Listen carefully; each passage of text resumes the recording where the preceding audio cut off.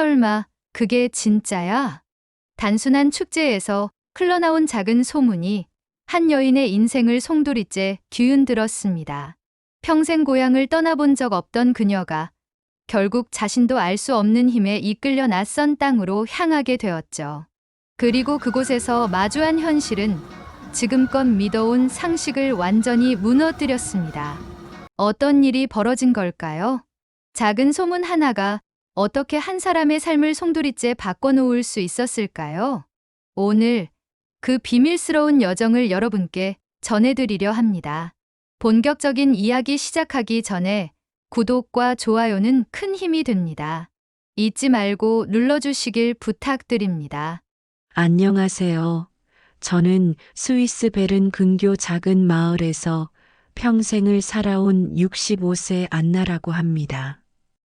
매년 가을이면 저희 마을에서는 치즈와 와인 축제가 열립니다. 알프스 산자락에 자리 잡은 저희 마을의 가장 큰 행사죠. 올해도 어김없이 축제가 시작되었고, 저는 오래된 친구 마르타를 만났어요. 마르타와 저는 어릴 때부터 함께 자란 사이로 서로의 자녀들이 성장하는 모습을 지켜봐 왔죠. 안나, 정말 놀라운 소식이 있어. 마르타가 흥분된 목소리로 말했어요. 저는 무슨 일인지 궁금해서 귀를 기울였습니다. 우리 딸 엠마 말이야. 한국에 시집간 지 3년이 됐잖아. 처음엔 걱정이 많았는데 말이야. 마르타의 딸 엠마는 대학 시절 교환학생으로 한국에 갔다가 그곳에서 남편을 만났어요. 당시 마르타는 딸이 너무 먼 곳으로 시집 간다며 많이 걱정했었죠. 저도 그 마음을 충분히 이해할 수 있었어요. 제 딸 소피아도 2년 전에 한국 남자와 결혼해서 서울에 살고 있거든요. 그런데 안나, 정말 믿기지 않을 일이야. 엠마가 지난주에 온 편지를 봤는데 완전히 다른 사람이 된 것 같아. 마르타의 눈이 반짝였어요. 한국에서 작은 카페를 운영하고 있는데 매출이 우리가 상상하는 것보다 훨씬 좋다는 거야. 그리고 사돈 가족들이 정말 따뜻하게 대해준다고 하더라고. 저는 마르타의 이야기에 점점 빠져들었습니다. 어머, 정말요? 그럼 엠마가 한국 생활에 잘 적응한 건가요? 그뿐만이 아니야. 엠마가 보낸 사진들을 봤는데 한국이 우리가 생각하는 것과 완전히 달라. 서울이라는 도시가 정말 크고 현대적이더라고. 그리고 젊은 사람들이 정말 활기차게 살고 있어. 엠마도 그 에너지에 영향을 받아서 새로운 도전을 계속하고 있다고 하더라고. 마르타는 계속해서 이야기했어요. 사돈 어른들이 엠마를 정말 딸처럼 아껴주신다는 거야. 언어가 통하지 않을 때도 있지만 마음으로 소통한다고 하더라고. 그리고 한국 음식도 처음엔 어색했는데 지금은 직접 만들어서 카페에서 판매하고 있어. 저는 마르타의 이야기를 들으면서 제 마음이 복잡해지기 시작했어요. 솔직히 말하면 저는 딸 소피아가 한국에 시집간 것을 그리 탐탁하게 생각하지 않았거든요. 너무 멀고 문화도 다르고 언어도 통하지 않을 텐데 과연 잘 살 수 있을까 하는 걱정이 많았죠. 안나, 너도 소피아가 한국에 있잖아. 한번 가봐야 하는 거 아니야? 마르타가 제게 말했어요. 우리가 생각하는 것과 정말 다를 수도 있어. 그날 밤 집에 돌아온 저는 계속해서 마르타의 이야기를 곱씹어 봤어요. 소피아와 통화할 때마다 잘 지내고 있어. 걱정하지 말라는 말만 들었는데 구체적으로 어떻게 사는지는 자세히 물어보지 않았거든요. 멀리 있다는 이유로 제대로 관심을 갖지 못했던 것 같아요. 마르타의 이야기를 듣고 나니 제가 한국에 대해 갖고 있던 선입견이 잘못된 것일 수도 있겠다는 생각이 들었어요. 그리고 무엇보다 제 딸이 어떻게 살고 있는지 직접 확인해 보고 싶다는 마음이 강하게 들었습니다. 그날 밤 저는 결심했어요. 직접 한국에 가서 소피아의 삶을 보고 그곳이 정말 어떤 곳인지 확인해 보겠다고 말이에요. 결심을 한 후 한 달 만에 저는 인천공항 행비행기에 몸을 맡겼어요. 12시간의 긴 비행 끝에 도착한 인천공항에서 저는 첫 번째 충격을 받았습니다. 어머, 이게 정말 공항이야? 저도 모르게 중얼거렸어요. 스위스 취리히 공항도 현대적이라고 생각했는데 인천공항은 그 규모부터가 달랐어요. 천장이 얼마나 높은지 올려다보기만 해도 목이 아플 정도였고 끝없이 이어지는 복도와 면세점들 그리고 쉴 새 없이 오가는 수많은 사람들의 모습에 저는 그저 넋을 잃고 바라볼 뿐이었습니다. 출입국 심사대로 향하는 길에 저는 더욱 놀랐어요. 안내 표지판이 한국어뿐만 아니라 영어, 중국어, 일본어로 친절하게 되어 있었거든요. 그리고 곳곳에 있는 직원들이 외국인들에게 능숙한 영어로 길을 안내해주는 모습을 보며 아, 이곳은 정말 국제적인 곳이구나 하는 생각이 들었어요. 출입국 심사를 마치고 짐을 찾아 나오는데 소피아와 제 사위 민준이가 마중 나와 있었어요. 2년 만에 본 딸의 모습에 저는 깜짝 놀랐습니다. 예전보다 훨씬 당당해 보였고 뭔가 자신감이 넘치는 모습이었거든요. 엄마, 한국에 오신 걸 환영해요.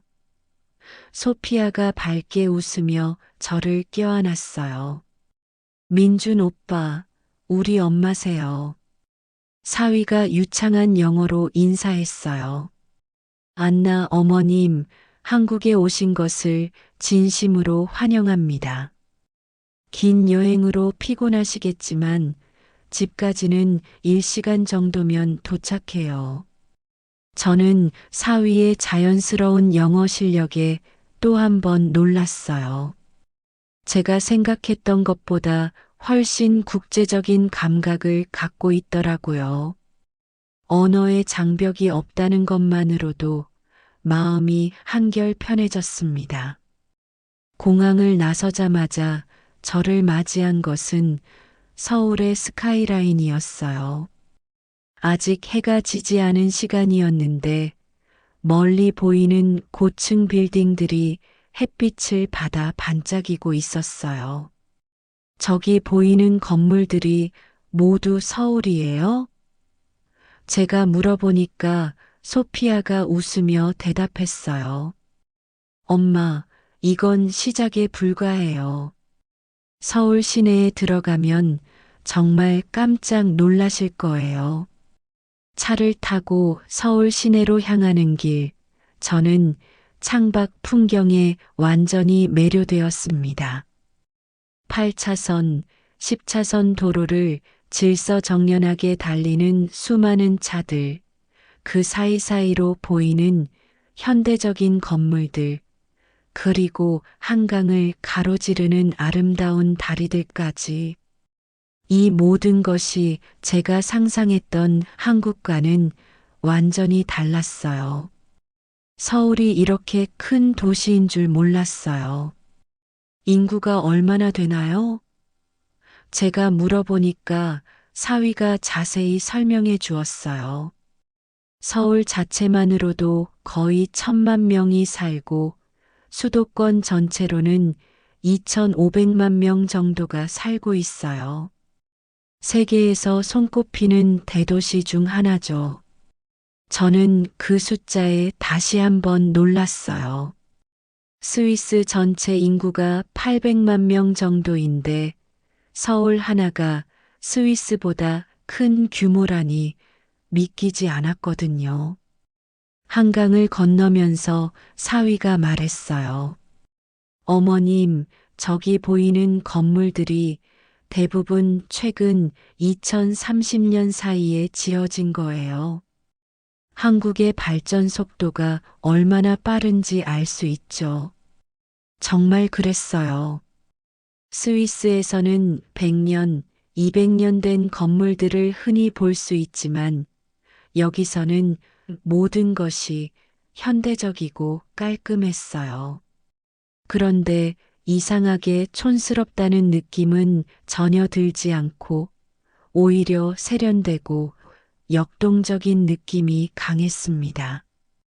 소피아야, 이 모든 게 정말 놀라워. 엄마가 생각했던 한국과는 완전히 달라. 저는 솔직하게 제 마음을 표현했어요. 소피아가 미소를 지으며 말했어요. 엄마, 저도 처음 왔을 때 똑같은 반응이었어요. 한국에 대해서 제대로 몰랐던 거죠. 여기서 살다 보니까 정말 기회가 많은 나라라는 걸 알게 됐어요. 아파트 단지에 도착했을 때도 저는 또 놀랐어요.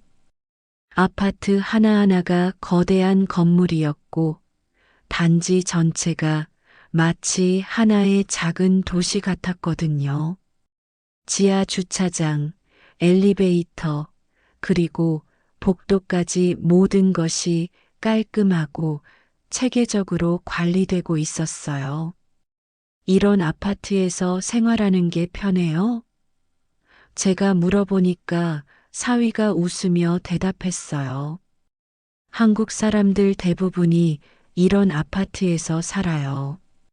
관리가 잘 되고 보안도 좋고 무엇보다 교통이 편리하거든요. 집 안에 들어서자마자 저는 또 다른 충격을 받았어요. 최신 가전제품들이 가득했고 모든 것이 디지털로 연결되어 있었거든요. 현관문도 디지털 도어락이었고 냉장고에서는 인터넷을 할 수 있었어요.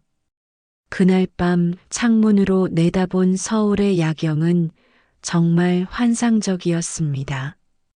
알프스의 고요한 밤과는 완전히 다른 생동감 넘치는 도시의 모습이었어요. 마르타가 들려준 이야기가 과장이 아니었구나 하는 생각이 들면서 앞으로 며칠 동안의 한국 생활이 정말 기대되기 시작했습니다. 다음 날 아침, 저는 한국에서의 첫 하루를 맞았어요. 창문을 열자 서울 시내의 활기찬 소음이 들려왔습니다. 차 소리, 사람들의 발걸음 소리, 그리고 멀리서 들리는 공사 소리까지 스위스의 고요한 아침과는 정말 대조적이었죠. 엄마, 잠 잘 주무셨어요? 소피아가 아침을 준비하며 물어봤어요. 오늘 민준 오빠가 휴가를 내고 서울 구경시켜드리기로 했어요. 사위가 정장 대신 편안한 옷을 입고 나타났어요. 어머님, 오늘은 서울의 진짜 모습을 보여드리고 싶어요. 먼저 제가 다니는 회사부터 구경하시겠어요? 저희는 지하철을 타고 강남구로 향했어요. 지하철역에서부터 저는 놀라움을 금치 못했습니다. 역사가 정말 크고 깨끗했고 안내방송이 한국어뿐만 아니라 영어, 중국어, 일본어로도 나왔어요. 그리고 무엇보다 놀라웠던 건 지하철 노선도였어요. 이게 모두 지하철 노선이에요? 제가 물어보니까 소피아가 웃으며 설명해 줬어요. 엄마, 서울 지하철은 정말 복잡해 보이지만 한번 익숙해지면 어디든 갈 수 있어요. 저도 처음엔 헤맸는데 이제는 차보다 지하철이 더 편해요. 지하철 안에서 저는 한국 사람들의 모습을 자세히 관찰할 수 있었어요. 대부분이 스마트폰을 보고 있었고 옷차림도 정말 세련되었어요. 특히 젊은 사람들의 패션 감각은 유럽 못지않게 뛰어났습니다. 사위의 회사에 도착했을 때 저는 또 한 번 깜짝 놀랐어요. 63층 건물의 45층에 위치한 사무실에서 내려다본 서울 전경은 정말 장관이었거든요. 이런 곳에서 일하시는군요. 정말 멋져요. 제가 감탄하니까 사위가 자랑스럽게 말했어요. 저희 회사는 IT 솔루션을 개발하는 회사예요. 최근에 동남아시아와 유럽 시장 진출을 준비하고 있어서 정말 바쁘죠. 민준이는 저를 동료들에게 소개해 줬어요. 우리 장모님이 스위스에서 오셨어요. 스위스 분이시죠? 동료들이 유창한 영어로 인사했어요. 안나 여사님, 한국에 오신 걸 환영해요. 민준 씨가 항상 장모님 이야기를 많이 해주셨어요. 저는 이들의 국제적인 감각에 놀랐어요. 단순히 영어를 잘하는 것을 넘어서 외국 문화에 대한 이해도가 정말 높았거든요. 점심시간에 저희는 회사 근처 식당에서 한식을 먹었어요. 처음 먹어보는 한국 음식이었는데 생각보다 맛있었어요. 특히 김치찌개는 매콤하면서도 깊은 맛이 있어서 정말 인상적이었습니다. 소피아야, 너도 이런 음식을 매일 먹어? 제가 물어보니까 소피아가 웃으며 대답했어요. 처음엔 적응이 어려웠는데 지금은 한국 음식 없으면 안 돼요. 특히 김치는 이제 없으면 허전해요. 오후에는 소피아와 민준 씨가 사는 동네를 자세히 둘러봤어요. 아파트 단지 안에는 마트, 은행, 병원, 심지어 작은 공원까지 있었어요. 생활에 필요한 모든 것이 걸어서 갈 수 있는 거리에 있더라고요.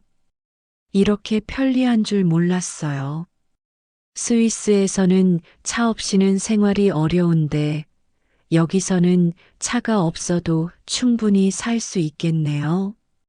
제가 말하니까 민준이가 고개를 끄덕였어요. 한국, 특히 서울은 대중교통이 정말 잘 되어 있어요. 그리고 온라인 쇼핑이나 배달 서비스도 발달해서 집에서 거의 모든 걸 해결할 수 있어요. 저녁 식사 후 집에서 이야기를 나누는 시간이 가장 인상적이었어요. 소피아의 변화된 모습을 더 자세히 볼 수 있었거든요. 엄마, 솔직히 말하면 처음 한국에 왔을 때 정말 힘들었어요. 언어도 안 통하고 음식도 안 맞고 모든 게 낯설었죠. 소피아가 진솔하게 이야기했어요. 그런데 시어머니, 시아버지께서 정말 잘해주셨어요. 언어가 안 통해도 마음으로 소통하려고 노력해 주셨고, 한국 문화를 천천히 가르쳐 주셨어요. 민준이가 덧붙였어요. 저희 부모님도 처음엔 외국인 며느리를 만난다는 게 걱정이 많으셨는데 지금은 소피아를 정말 딸처럼 아끼세요. 그리고 엄마 한국에서는 나이나 성별에 관계없이 정말 많은 기회가 있어요. 제가 카페를 시작할 때도 주변에서 많이 도와주셨고, 특히 온라인 마케팅 같은 건 젊은 친구들이 가르쳐 줬어요. 소피아의 이야기를 들으면서 저는 정말 뿌듯했어요. 예전에 소심하고 자신감 없던 딸이 이렇게 당당하고 적극적으로 변한 모습을 보니까 말이에요. 소피아가 이렇게 변할 수 있었던 건 한국 사회의 분위기 때문인가요? 제가 물어보니까 민준이가 진지하게 대답했어요. 한국은 정말 역동적인 사회예요. 변화를 두려워하지 않고 새로운 도전을 격려하는 분위기가 있어요. 소피아도 그런 분위기에 영향을 받아서 자신감을 얻은 것 같아요. 그날 밤 잠자리에 들면서 저는 많은 생각이 들었어요. 한국이 단순히 경제적으로 발전한 나라가 아니라 사람들이 꿈을 키우고 실현할 수 있는 환경을 제공하는 나라라는 것을 느꼈거든요. 그리고 제 딸이 그런 환경에서 새로운 인생을 시작한 것에 대해 정말 자랑스러웠습니다. 셋째 날, 드디어 소피아가 운영하는 카페를 보러 가는 날이었어요. 아침부터 소피아는 들뜬 기분이었습니다. 엄마, 오늘은 정말 특별한 날이에요. 제가 얼마나 열심히 살고 있는지 보여드릴 수 있어서 너무 기뻐요. 소피아가 환하게 웃으며 말했어요. 카페는 홍대 근처에 있었어요. 지하철을 타고 가는 길에 소피아가 설명해 줬어요. 홍대는 젊은 사람들이 많이 모이는 곳이에요. 대학가이기도 하고 예술가들도 많이 살고 있어서 새로운 것을 시도하기에 좋은 동네죠. 홍대 거리에 나서자마자 저는 그 활기에 압도되었어요. 아직 오전 시간인데도 거리는 사람들로 북적였고 곳곳에 개성 넘치는 카페와 상점들이 즐비했어요. 젊은 사람들의 패션도 정말 독특하고 창의적이었습니다. 와, 이곳은 정말 특별한 곳이네요. 스위스에서는 볼 수 없는 풍경이에요. 제가 감탄하니까 소피아가 자랑스럽게 말했어요. 그래서 이곳을 선택한 거예요. 새로운 것에 열린 사람들이 많아서 제가 만든 스위스식 빵과 치즈 메뉴들도 금방 받아들여졌어요. 소피아의 카페 앞에 도착했을 때 저는 간판을 보고 미소가 지어졌어요. 엘파인 CAF라고 쓰여 있었고 그 아래 한글로 알프스 카페라고 적혀 있었거든요. 소피아야, 간판이 정말 예쁘다. 스위스와 한국이 만난 느낌이네. 제가 말하니까 소피아가 뿌듯해 했어요. 디자인은 민준 오빠가 도와줬어요. 한국 사람들에게 스위스의 느낌을 전달하고 싶었거든요. 카페 안에 들어서자마자 저는 정말 놀랐어요. 아직 오전 11시인데도 손님들이 꽤 많았고 무엇보다 제가 만들던 스위스 전통 빵들이 진열장에 가득 놓여 있었거든요. 어머, 이게 정말 내가 알던 그 빵들이야? 저는 신기해하며 진열장을 자세히 봤어요. 프레첼, 레스티브로트, 그리고 제가 어릴 때부터 먹어온 체르마트 치즈빵까지. 모든 게 정말 정교하게 만들어져 있었어요. 소피아가 자랑스럽게 설명했어요. 엄마가 보내주신 레시피를 바탕으로 만든 거예요. 하지만 한국 사람들 입맛에 맞게 조금씩 변형했어요. 예를 들어 치즈빵은 한국산 치즈도 섞어서 만들고 단맛도 조금 더했고요. 한국 손님 한 명이 다가와서 말했어요. 사장님, 이 체르마트 치즈빵 정말 맛있어요. 친구들한테도 추천했어요. 소피아가 유창한 한국어로 대답했어요. 감사해요. 이건 제 고향 스위스의 전통 빵이에요. 오늘은 제 어머니가 스위스에서 오셨어요. 손님이 저를 보고 깍듯하게 인사했어요. 안녕하세요. 딸분이 정말 훌륭한 빵을 만드세요. 한국에서도 진짜 스위스 맛을 느낄 수 있어서 너무 좋아요. 저는 그 말에 정말 감동받았어요. 제 딸이 스위스 전통을 한국에서 지켜나가고 있다는 생각에 가슴이 뭉클했거든요. 소피아야, 손님이 이렇게 많은 줄 몰랐어. 장사가 정말 잘 되는구나. 제가 말하니까 소피아가 웃으며 대답했어요. 엄마, 이건 아직 시작에 불과해요. 점심시간 되면 자리가 없을 정도로 붐벼요. 그리고 온라인 주문도 엄청 많이 들어와요. 소피아가 저를 카운터 뒤로 데려가서 태블릿을 보여줬어요. 이게 온라인 주문 시스템이에요. 서울뿐만 아니라 부산, 대구, 심지어 제주도에서도 주문이 들어와요. 화면에는 실시간으로 주문이 들어오고 있었어요. 체르마트 치즈빵 6개, 프레첼 4개, 배송지 부산, 알프스 세트 메뉴, 배송지 대전 이런 식으로 계속 주문이 업데이트되고 있었거든요. 어머, 이게 다 전국에서 주문하는 거야? 어떻게 배송해? 제가 놀라서 물어보니까 소피아가 자세히 설명해 줬어요. 한국은 택배 시스템이 정말 발달해 있어요. 오늘 오후에 보내면 내일 아침에 전국 어디든 도착해요.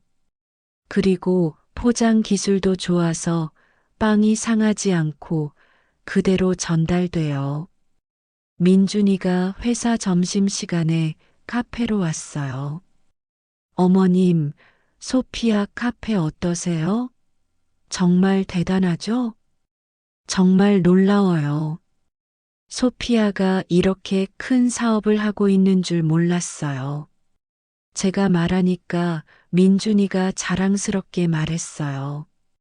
소피아가 정말 열심히 해요. 새벽 5시에 일어나서 빵을 굽고 온라인 마케팅도 직접 하고 한국 젊은 사람들 못지않게 부지런해요. 점심시간이 되자 정말로 카페가 꽉 찼어요. 대학생들, 직장인들, 심지어 외국인 관광객들까지 다양한 사람들이 찾아왔어요. 모두들 소피아의 빵을 맛있게 먹으며 만족해하는 모습을 보니 정말 뿌듯했어요. 소피아야, 손님들이 정말 만족해하는 것 같아. 어떻게 이렇게 성공할 수 있었어? 제가 물어보니까 소피아가 진지하게 대답했어요. 엄마, 한국 사람들은 정말 새로운 것을 좋아해요. 그리고 품질이 좋으면 가격이 조금 비싸도 기꺼이 사주세요.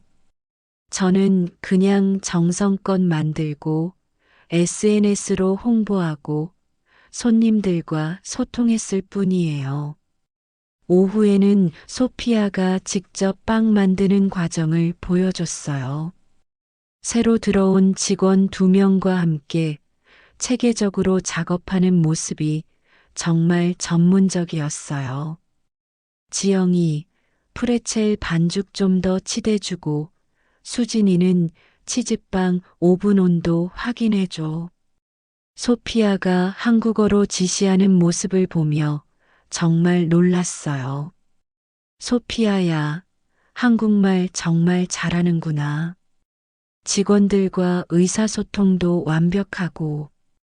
제가 감탄하니까 소피아가 웃었어요. 처음엔 정말 힘들었어요. 하지만 일하면서 자연스럽게 늘었어요. 특히 빵 만드는 용어들은 직원들이 가르쳐 줬고요. 그날 저녁 카페 문을 닫고 매출을 정산하는 소피아를 보며 저는 정말 대견했어요. 스위스에서 소심했던 딸이 이제는 당당한 사업가가 되어 있었거든요. 엄마, 이 모든 게 한국에서 가능했어요. 젊은 사람들의 도전을 응원해주는 분위기, 발달된 IT 시스템, 그리고 무엇보다 열린 마음으로 새로운 것을 받아들이는 한국 사람들 덕분이에요. 그날 밤 저는 정말 많은 것을 느꼈어요. 한국이 단순히 경제적으로 발전한 나라가 아니라 개인의 꿈과 열정을 현실로 만들어주는 무대라는 것을 말이에요. 한국에서의 며칠이 지나면서 저는 점점 복잡한 마음이 들기 시작했어요. 물론 소피아의 성공적인 모습과 한국의 발전된 모습에 감동받았지만 동시에 뭔가 부담스러운 느낌도 들었거든요. 특히 넷째 날 아침 소피아와 함께 지하철 출근길에 몸을 맡겼을 때 그 느낌이 더욱 강해졌어요.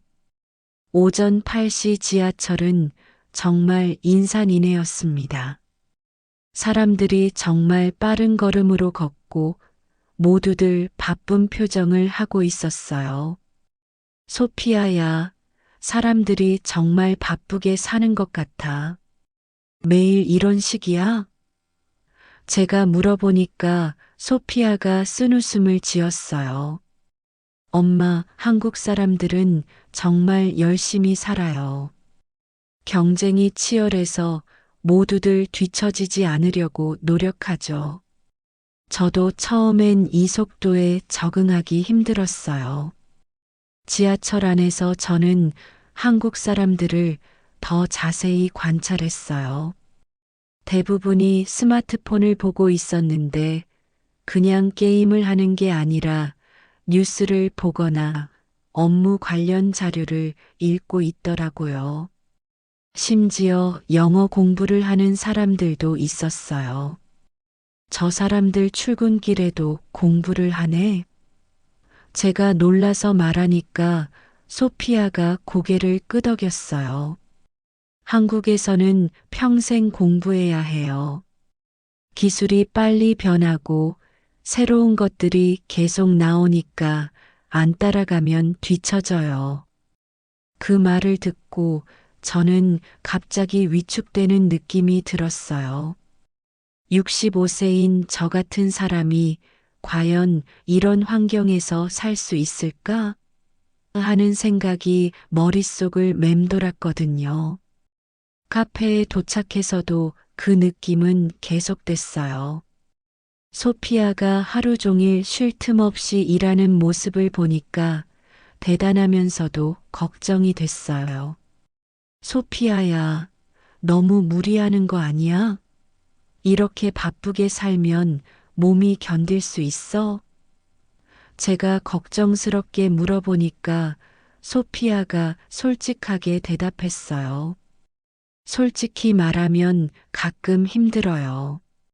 한국에서는 모든 게 빨라요.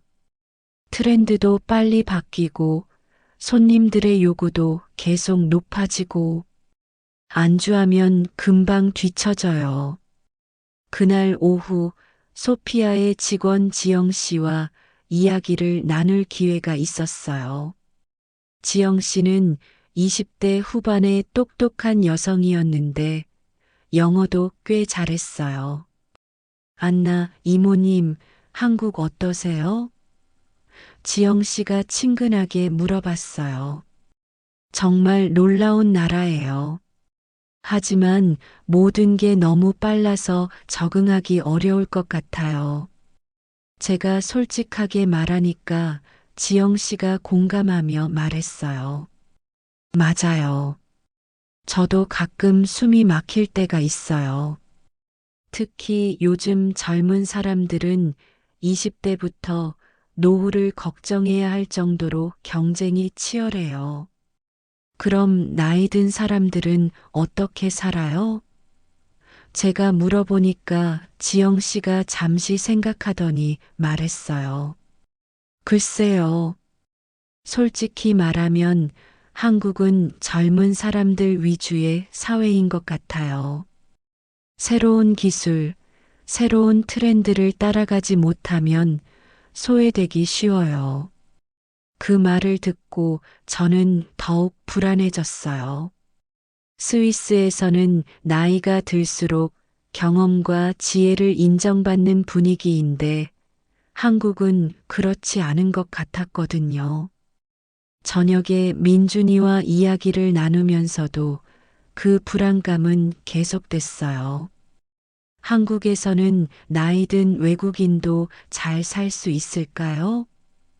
제가 조심스럽게 물어보니까 민준이가 고민하며 대답했어요. 글쎄요. 솔직히 말하면 쉽지 않을 것 같아요. 언어 문제도 있고 한국 특유의 빠른 문화에 적응하기 어려울 수도 있고요.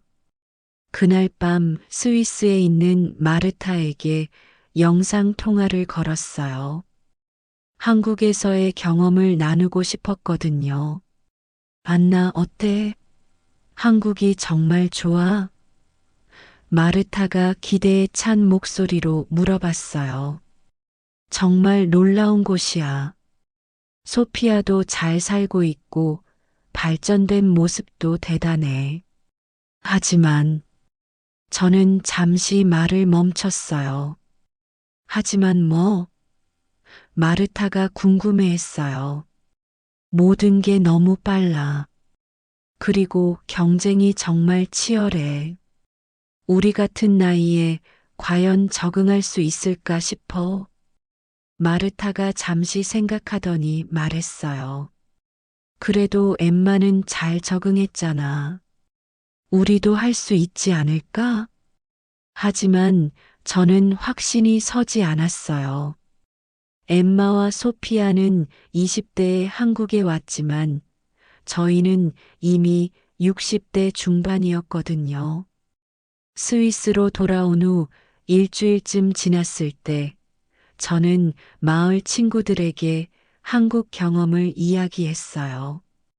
치즈 가게를 운영하는 헬가에게 먼저 이야기했는데 반응이 의외였어요.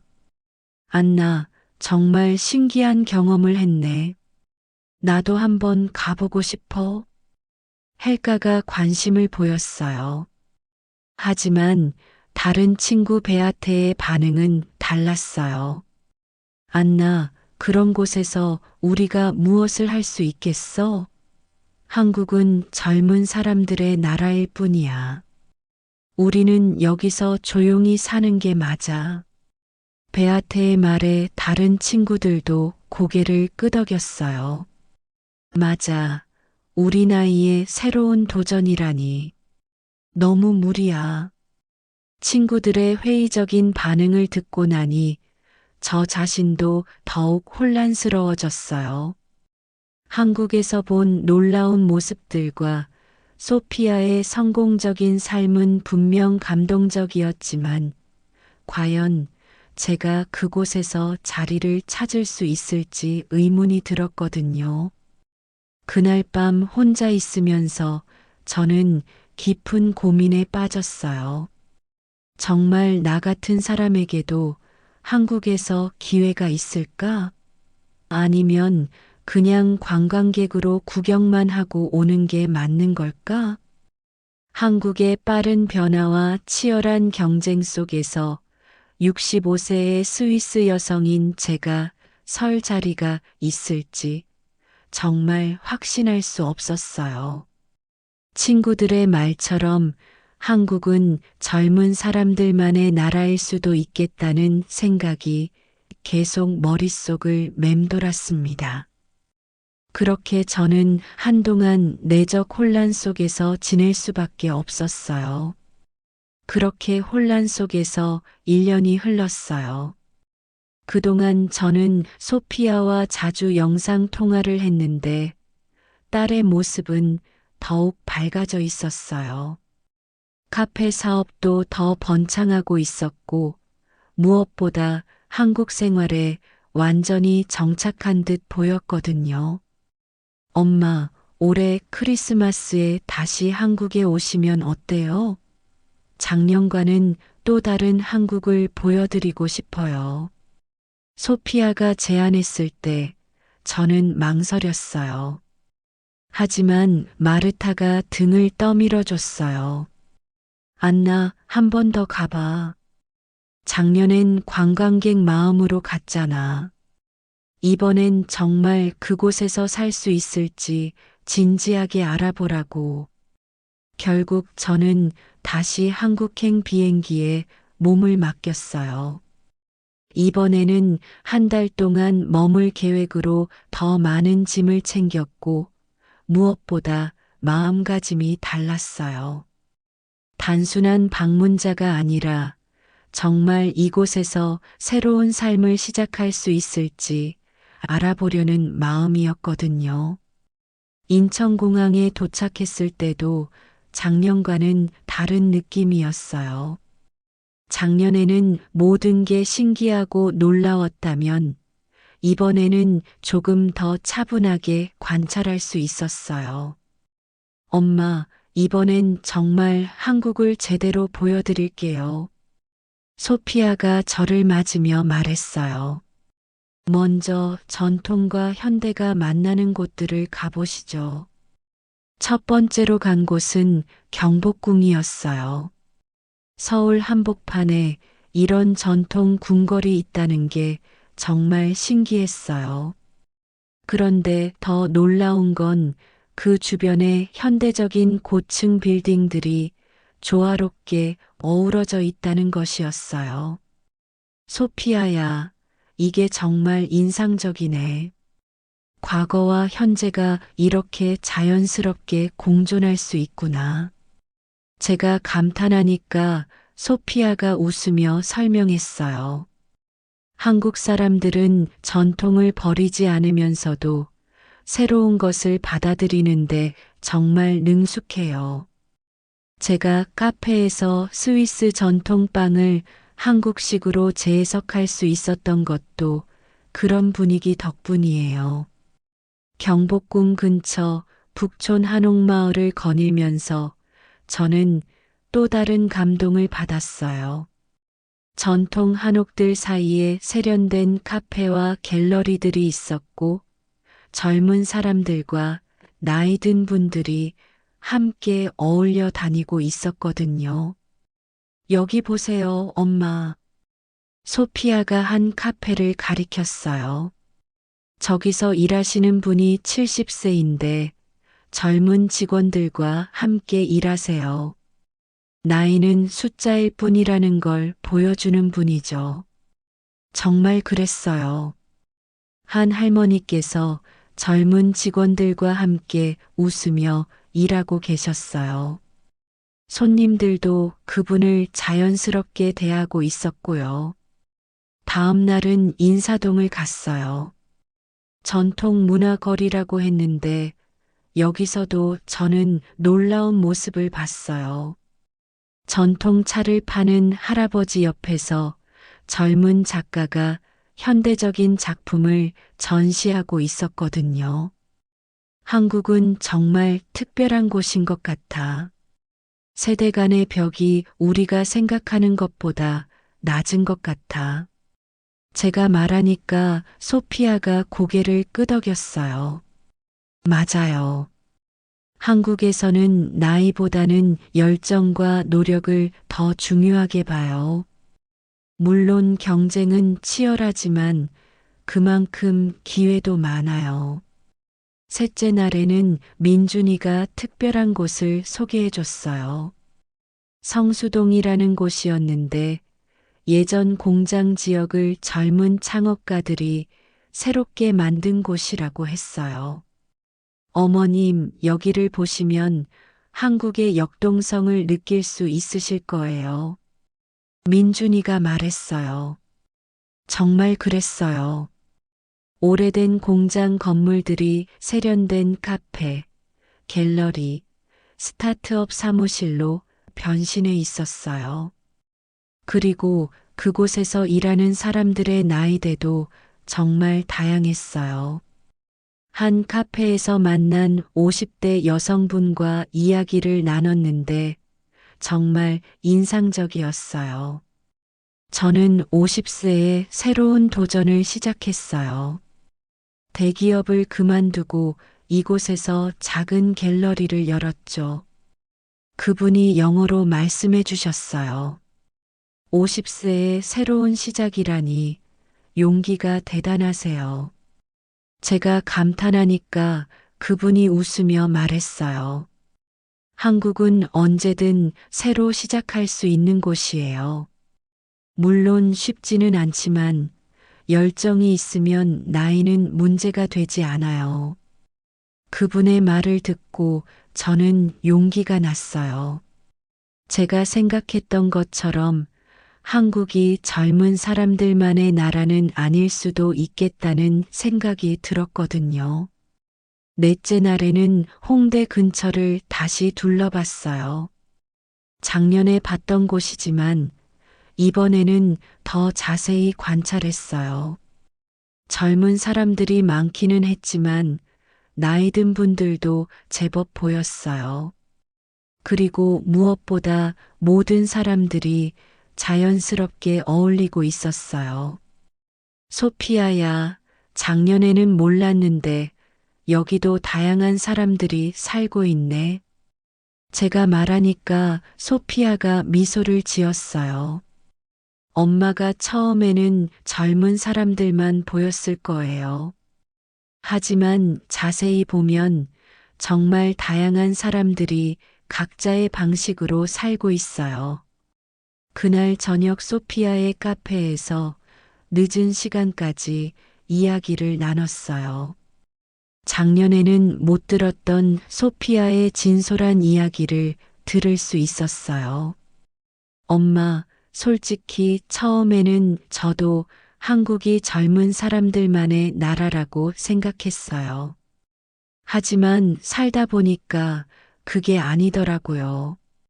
물론 빠르고 경쟁적이지만 그만큼 포용력도 크고 기회도 많아요. 그리고 엄마, 한국 사람들은 외국인에게 정말 관대해요. 물론 언어나 문화 차이로 어려움이 있지만 진심으로 노력하는 모습을 보이면 기꺼이 도와줘요. 민준이도 덧붙였어요. 어머님, 한국은 변화를 두려워하지 않는 나라예요. 나이에 관계없이 새로운 도전을 하는 사람들을 응원하는 분위기가 있어요. 그날 밤 잠자리에 들면서 저는 작년과는 완전히 다른 마음이었어요. 한국이 단순히 빠르고 경쟁적인 나라가 아니라 전통과 현대가 조화를 이루면서 다양한 사람들에게 기회를 주는 곳이라는 것을 느꼈거든요. 아, 그동안 제가 너무 편견을 갖고 있었구나. 한국을 제대로 보지 못했구나. 그런 생각이 들면서 이번 여행의 남은 시간 동안 더 많은 것을 배우고 싶다는 마음이 생겼어요. 한국에서의 두 번째 주가 시작될 때 소피아가 특별한 제안을 했어요.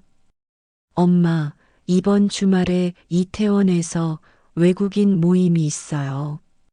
다양한 나라에서 온 사람들이 모여서 경험을 나누는 자리인데 함께 가보시면 어떨까요?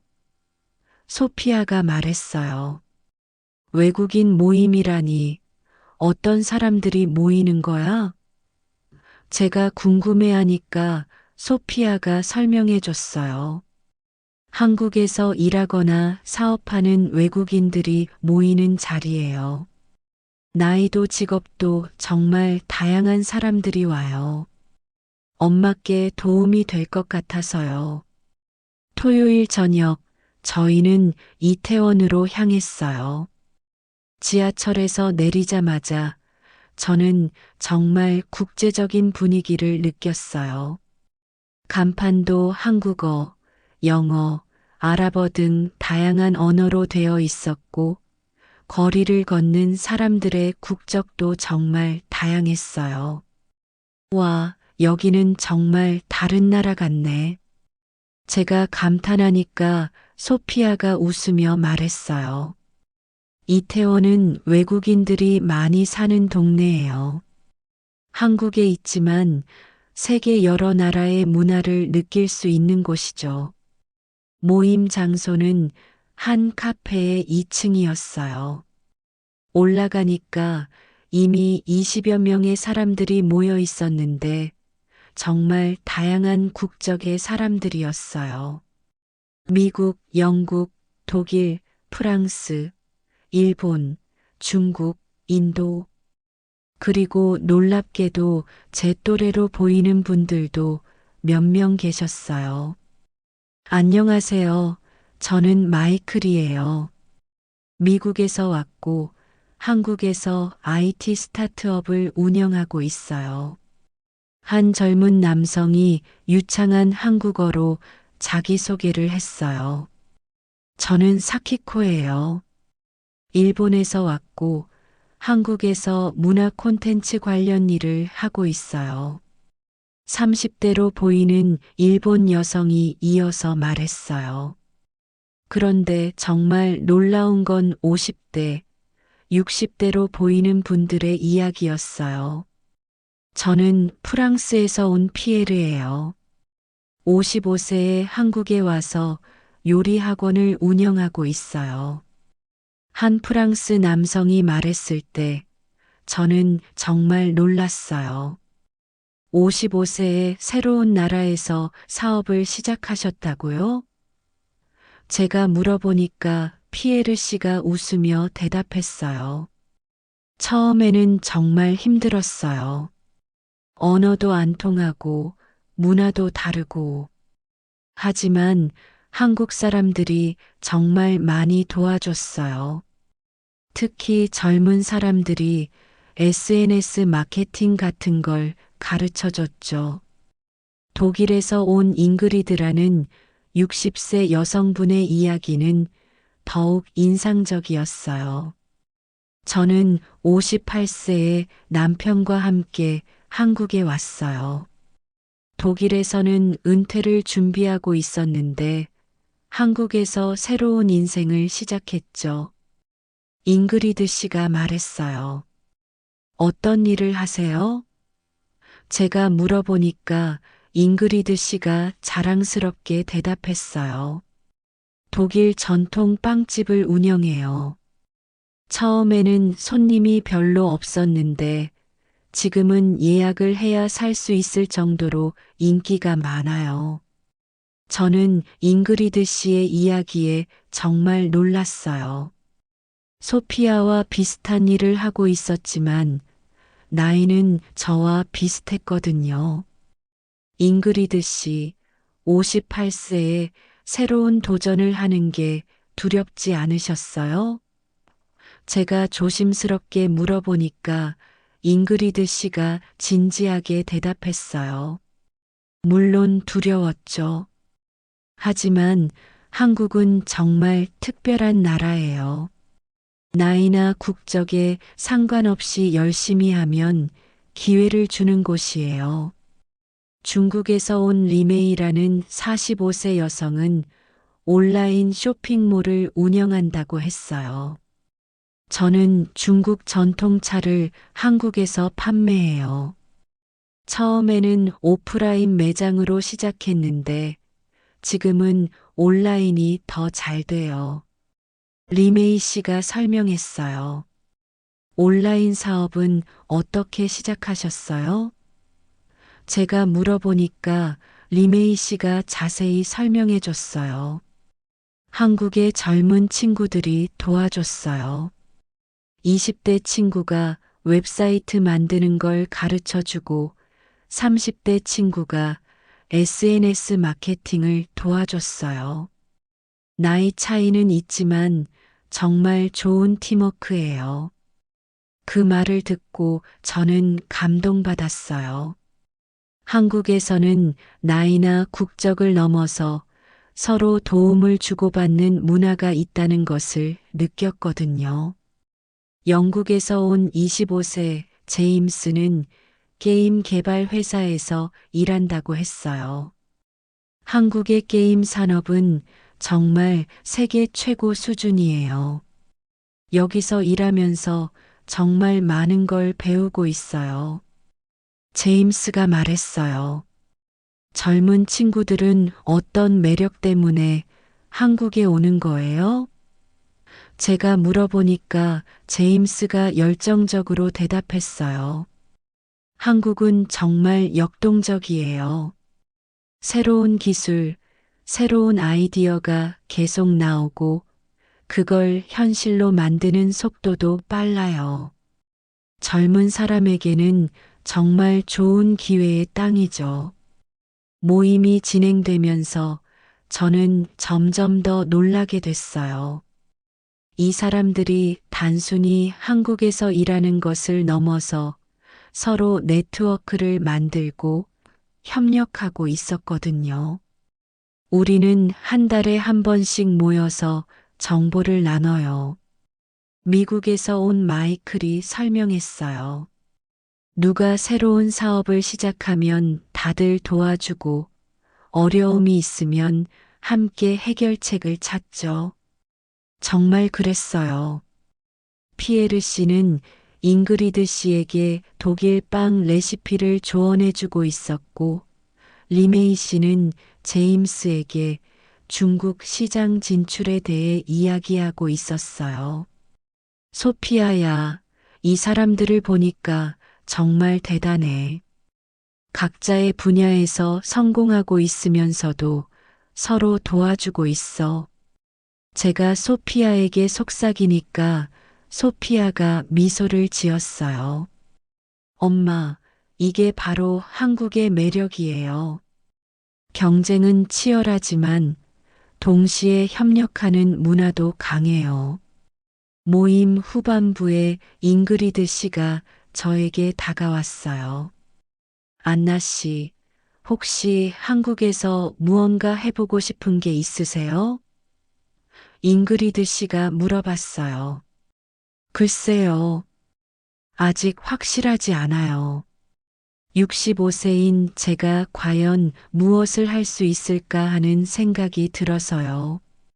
제가 솔직하게 말하니까 잉그리드 씨가 웃으며 말했어요. 나이는 정말 숫자일 뿐이에요. 중요한 건 열정과 의지죠. 저도 처음엔 불안했지만 지금은 정말 만족하며 살고 있어요. 그날 밤 집에 돌아와서 저는 정말 많은 생각을 했어요. 이태원에서 만난 사람들은 단순히 한국에서 사는 외국인들이 아니었어요. 각자의 꿈을 가지고 한국이라는 무대에서 새로운 도전을 하고 있는 사람들이었거든요. 그리고 무엇보다 나이에 관계없이 모두가 열정적으로 살고 있다는 점이 저에게 큰 감동을 줬어요. 마르타가 축제에서 들려준 이야기가 과장이 아니라 사실이었다는 것을 확실히 깨달은 순간이었습니다. 아, 한국은 정말 기회의 땅이구나. 젊은이들만의 나라가 아니라 꿈을 가진 모든 사람들의 나라구나. 그런 생각이 들면서 저도 뭔가 새로운 시도를 해보고 싶다는 마음이 강하게 들었어요. 한국에서의 마지막 날, 저는 소피아에게 말했어요. 소피아야, 엄마가 한국어를 배워서 여기서 살아보고 싶어. 소피아가 깜짝 놀랐어요. 엄마, 정말이에요? 응, 이번에 만난 사람들을 보니까 나이는 정말 숫자일 뿐이더라. 스위스로 돌아간 후 저는 한국어 공부를 시작했어요. 65세에 새로운 언어를 배우는 건 어려웠지만 즐거웠어요. 6개월 후 기본 회화가 가능해졌고 작년 봄 한국으로 이주했어요. 소피아 카페 근처에 아파트를 얻고 스위스 요리 클래스를 시작했어요.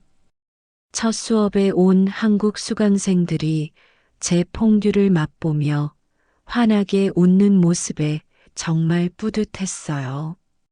지금 한국에서 산 지 1년이 넘었어요. 매주 요리 클래스로 새로운 사람들을 만나고 소피아와 더 많은 시간을 보내며 정말 행복하게 살고 있어요. 어제 마르타가 말했어요. 안나, 정말 젊어 보여. 저는 대답했어요. 나이는 숫자일 뿐이야. 한국은 이제 제 두 번째 고향이에요. 65세에 시작한 새로운 도전이 제 인생에서 가장 의미 있는 모험이 되었습니다.